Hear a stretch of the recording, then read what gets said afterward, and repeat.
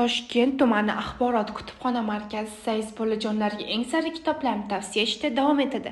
Bugun sizlarga havola qilmoqchi bo'lgan kitobimiz Anvar Obidjonning Dahshatli Meshpolvon kitobi. Qo'lingizdagi iste'dodli adib Anvar Obidjonning Dahshatli Meshpolvon kitobi. Asar qahramoni o'sha siz bilgan meshpolvon.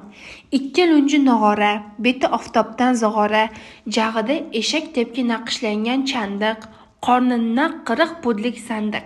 Shu bolakayning boshiga ko'rgilik yog'ilib, yirtqich sepkilshoh askarlari yurtini talab, ota-onasini qul qilib Qahratoniya degan uzoq o'lkaga haydab ketadi.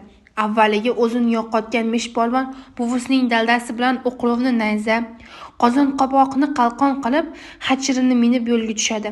Meshpolvonning ko'rgan kechirganlari, Sepkilshoh bilan olib borgan janglari bilan tanishgan har bir kitobxon bu lashkarboshini yaxshi ko'rib qoladi. Shuningdek, ushbu to'plamdan hayvonlarning tushlari haqidagi hikoyalar ham o'rin olgan. Aziz kitobsevar bolajonlar, kutubxonamizga tashrif buyurib, ushbu kitoblardan samarali foydalanishingizni so'rab qolamiz. E'tiboringiz uchun rahmat.